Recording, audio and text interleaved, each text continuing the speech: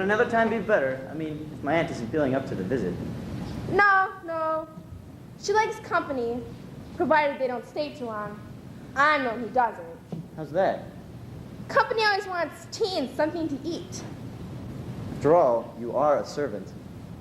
That's no reason to break my back. Break your back, brewing up tea and making a sandwich? And cleaning up afterwards. Besides, this is my day for dusting. I should think so. Every piece of furniture in this place is covered with dust. What's the sense of dusting every day when you can save it and get rid of it in one go? I wouldn't know. Couldn't you make an effort? I'd like my wife to get a good first impression. I'll tell your aunt you and your new bride are here. The old lady's the one to make an impression. That's what I'm afraid of. My wife is such a poor, delicate creature. Look at this room. Dirty, neglected. You wouldn't give us much notice, you know. If I had known you were on your way, I might have wanted a fresh cover for the table. You feeling sick? I felt better. Would a glass of vodka help?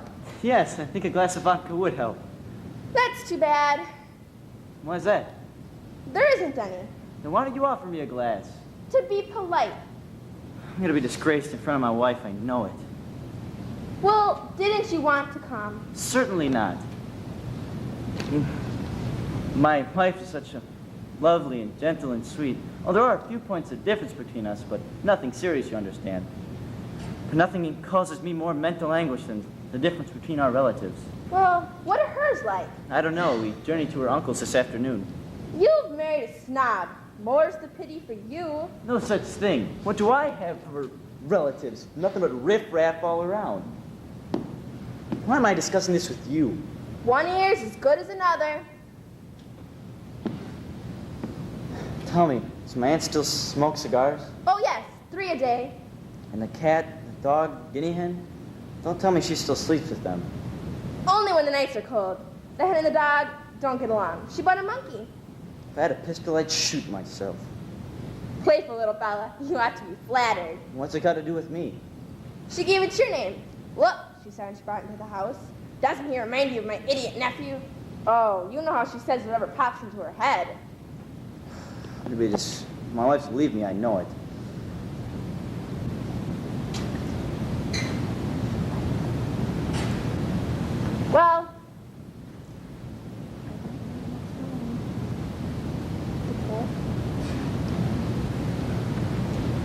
Well, the hen and the dog, you know how I said they don't get along. I'm just saying, you should be grateful, because you without a ruble, she paid for your furniture? I see. My aunt tells everyone my business. And she paid for your furniture. What impertinence! Get out! Wait a minute. What's that terrible odor? Oh, the fruit bowl. The oranges are moldy. Moldy oranges indeed. Get rid of this.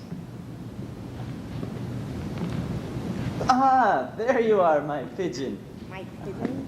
The maid was about to go heat some tea on the samovar. It'll be ready shortly.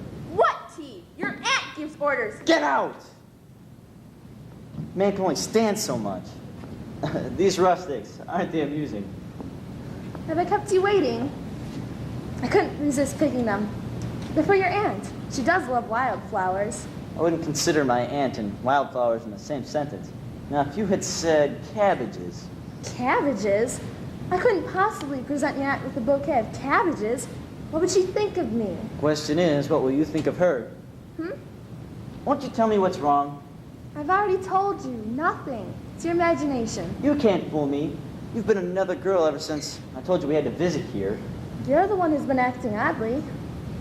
I can't resist wildflowers. What wildflower can compare to your beauty? My treasure, my sweet. What is it? Rag. What? Ragweed. You've an allergy? I don't as a rule. Perhaps it's this house. Oh. Yes, perhaps that's it. Everything here is so dusty. I hadn't noticed. Gotten rid of them. Could be nerves. You've been edgy all day. It's been the other way around. You've been out of sorts. Sit here. I want to talk to you before we meet the aunt. Comfy? In a minute, we'll meet the old thing. The old thing? What on earth is the matter with you?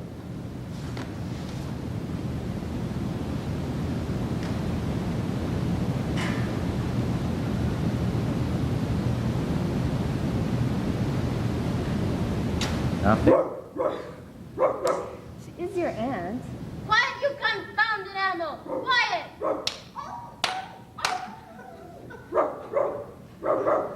Miserable hound keeps me up half the night with his scratching. Why do I keep him?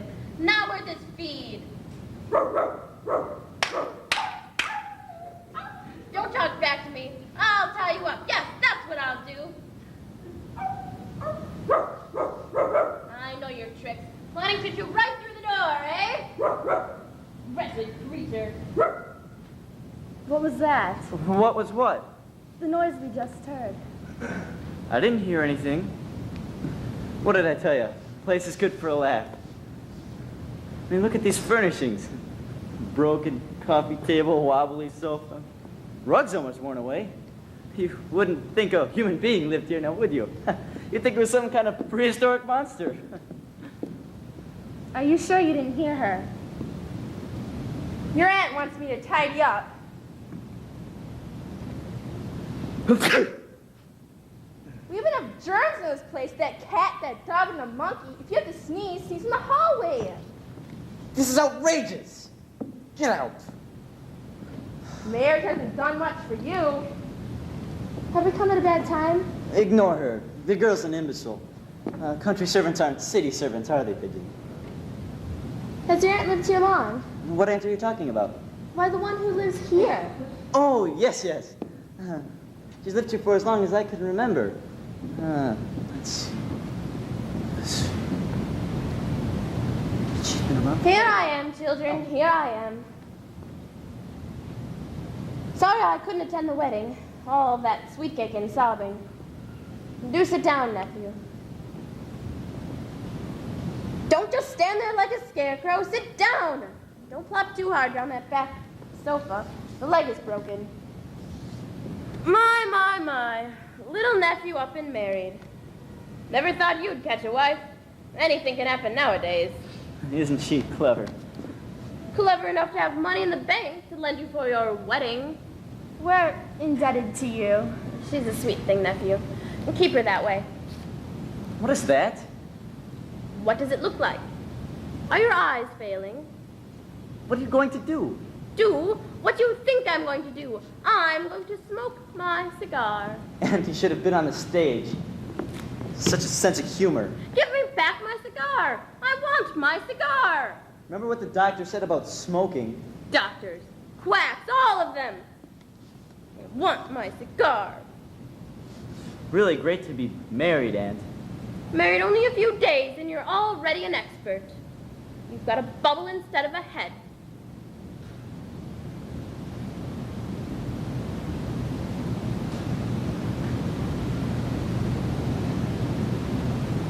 Wait until the brats start arriving. You'll feel the pinch. Don't come calling to me. One needs shoes, another needs trousers. All that wetting and falling. My bones ache. You're not feeling well? No, when do I ever? I have a rash. It's all over. I'm thinking about giving up bathing. Anyway, soap's no good. Just dirties the water.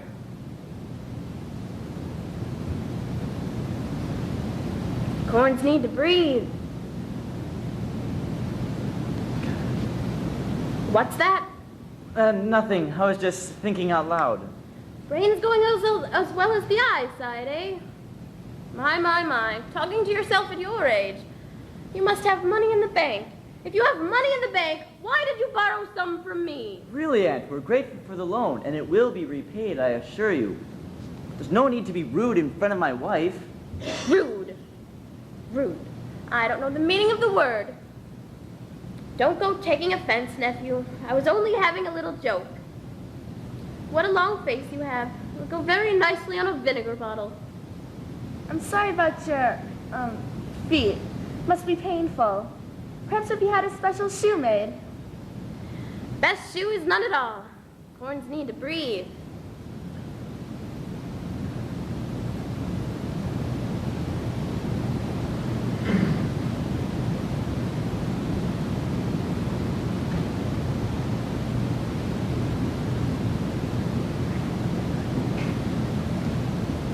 some quinine and try not to worry.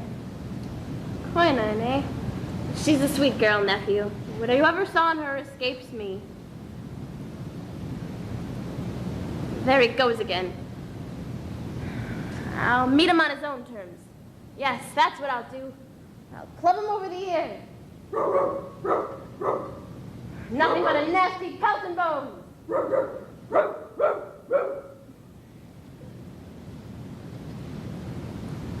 Forgive me. Forgive me for have taken you here. After all, she is my aunt, and she did give us the loan. Try to think she's just a character and doesn't know what she's saying. But she knows every minute. Mean, petty, she wants to be. Simply because she has money and likes to see her relatives beg and crawl. It amuses her. The truth is, she's a tyrant. There's no need to be angry. Go on, I can hear it, the beginning of my disgrace. But it's not my fault. I didn't choose her for my next of kin. There's nothing I could have done for this terrible turn of things. If you think yours are so bad, wait until you meet mine. Boor can live in the city as well as the country. A mean person can be rich as well as poor. A tyrant can wash as well as be dirty. What are you saying? Yes, I've been out of sorts. I'm ashamed, and I can hardly pluck up enough courage to tell you about my fine relatives. When you meet my aunt, she'll tell you how Mummy used to do her laundry so she could earn a few kopecks to send me to boarding school. And my Uncle Gregor, all he does is snore at the table and mumble on about onion soup and his request for an army pension, which he doesn't deserve and isn't going to get. You're joking. And when you meet my cousin, don't laugh at her. Promise me? She's so unhappy. She'll wail and tell you the long, sad story of her life, and then ask you for a loan. And then there's Sasha. Enough. Is that what you've been afraid of? Not of coming here, but... Coming here was nothing. Going there, to them, is terrifying. This is too good to be true. Here, I thought you'd think less of me because the old thing was a relative. And I was afraid you'd think less of me because of my aunt and Gregor and my cousin and Sasha. Well, you didn't marry my relatives. I didn't marry yours. We married each other. What a wise man you are. Still here? I thought you were off to the city. We are. We're off to meet my wife's relatives. They're terrible people from what she tells me. Terrible. Mind the bottom step. It isn't there. What's so wonderful about having terrible relatives? Two fools, the pair of them.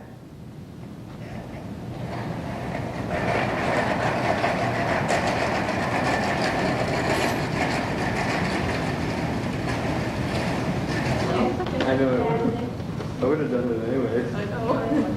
We got video line. Yeah, she's my wife. Tell your best, Chris. Tell your best. Sperm trail.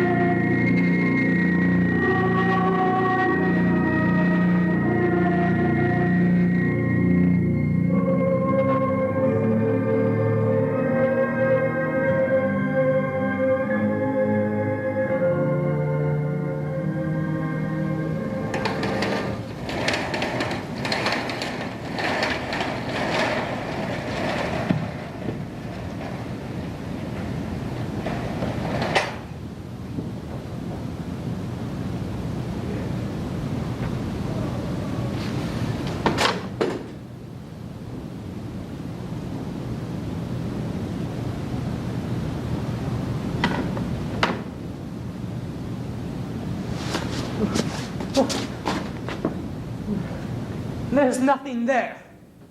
All right.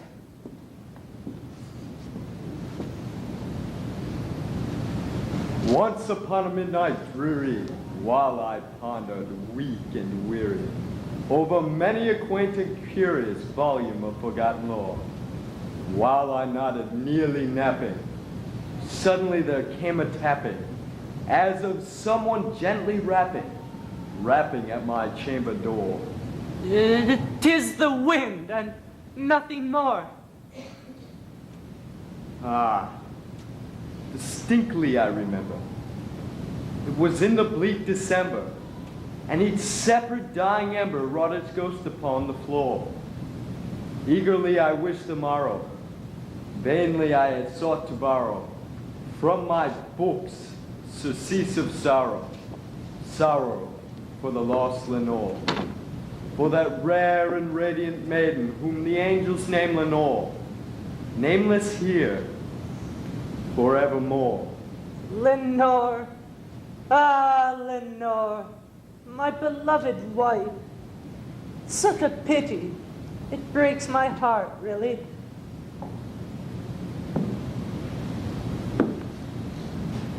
Murder! Well, surely you don't think I would do such a thing. It was just simply a misunderstanding. Murder! You wretch! You had it coming! You villainous wretch! Murder! She's gone? Gone!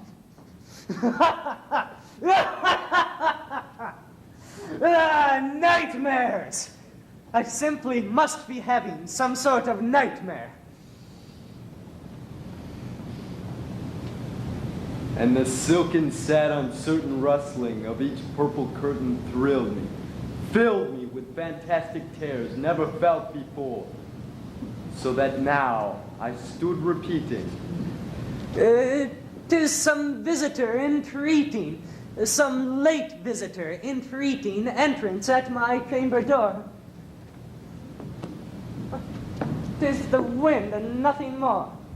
Presently my soul grew stronger, hesitating then no longer. Sir, or madam, truly your forgiveness I implore. But the fact is, I was napping, and so gently you came rapping, and so faintly you came tapping at my chamber door, that I scarce was sure I heard you. I'll open the door.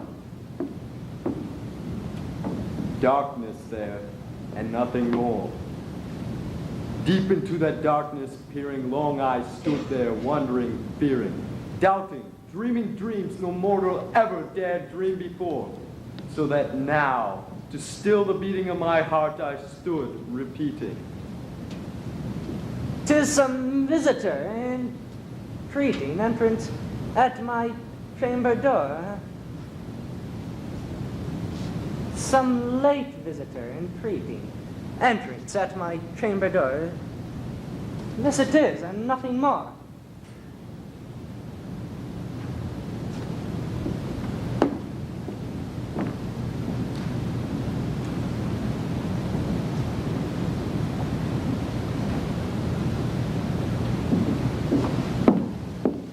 Ah, here we are. Home. Home. Yes, it's very nice.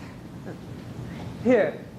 Why don't I just take this and we can celebrate with a drink. On our most glorious occasion.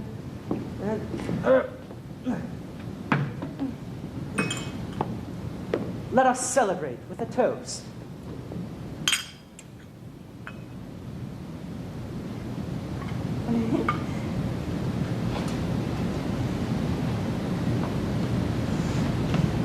To our first night together. Our first night as husband and wife. To our first night together.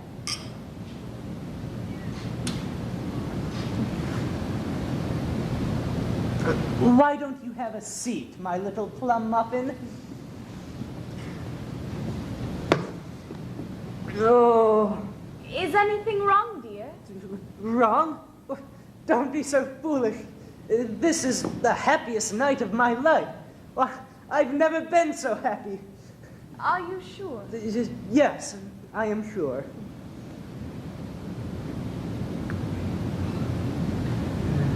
I really am awfully tired. Why don't we go up to bed? Well, go right on up to bed. I won't stop you. I'll just be here reading a book. Yes, reading a book is all.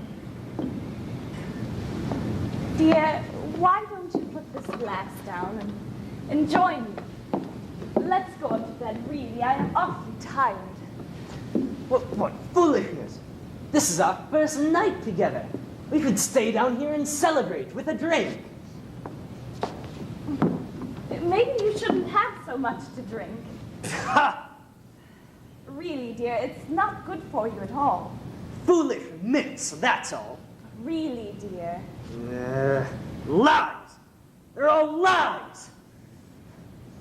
Well, I am awfully tired, and I thought since it was our first night of marriage and all, you would join me. You go right on up to bed. I'll be with you a little later.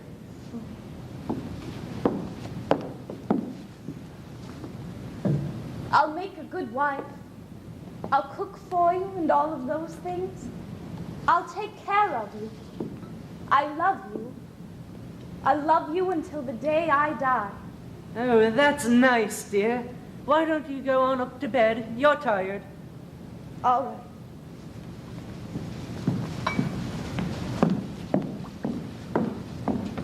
Marriage! Good God, what was I thinking? Back into the chamber, turning all my soul within me burning. Soon again I heard a tapping, somewhat louder than before. Surely, that is something at my window lattice. Let me see then what thereat is, and this mystery explore. Let my heart be still a moment, and this mystery explore. Open here I flung the shutter, when with many a flirt and flutter, in there stepped a stately raven from the saintly days of yours. Not the least obeisance made he, not a minute stop or stayed he, but with mien of lord or lady perched above my chamber door, perched and sat, and nothing more. Nightmares! Wretched, foul nightmares! Get thee gone! Much I marveled this ungainly fowl to hear those ghosts so plainly, though its answer little meaning, little relevancy bore. For we cannot help agreeing that no living human being ever yet was blessed with seeing bird above his chamber door, bird or beast upon the placid bust of Pallas just above his chamber door, with such name as nevermore. Nightmares! Nightmares! But the raven sitting lonely on that placid bust spoke only that one word, as if in that one word did his soul did he outpour. Nothing further than he fluttered, not a feather than he fluttered, till he scarcely more than muttered. Other friends have flown before. On the morrow he will leave me, as my hopes have flown before. How dare you say nevermore? Oh, doubtless what it utters is its only stock and store. Caught from some unhappy master, whom unmerciful disaster followed fast and followed faster, till his soul one burden bore, till the dirges of his hope that melancholy burden bore of nevermore. But the raven still beguiling my sad fancy into smiling, straight I wheeled the cushioned seat in front of bird and bust and door. Then upon the velvet sinking, I betook myself to linking. Fancy unto fencing thinking, what this ominous bird of yore, what this grim, ungainly, ghast and gaunt, and ominous bird of yore, meant in croaking nevermore. This I sat engaged in guessing, but no syllable expressing, to the fowl whose fiery eyes now burned into my bosom's core. Then upon the velvet sinking, upon the velvet whose lamplight gloated o'er, upon the violet velvet lining that the lamplight gloated o'er, she shall press, nevermore.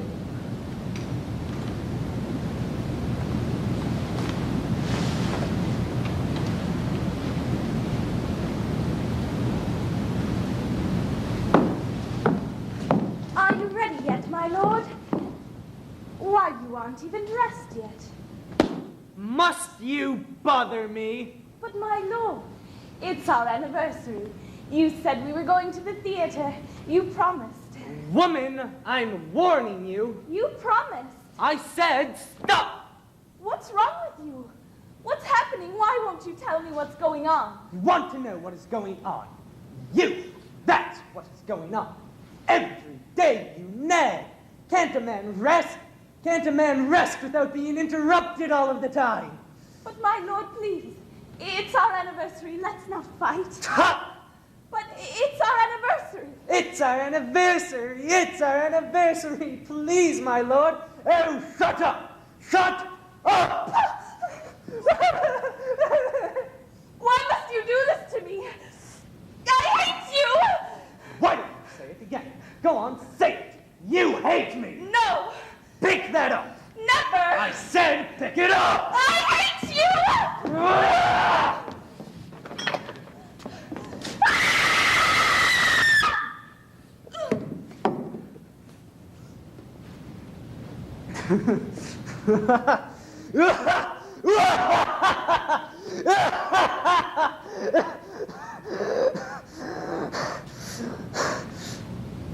Oh my God! What have I done?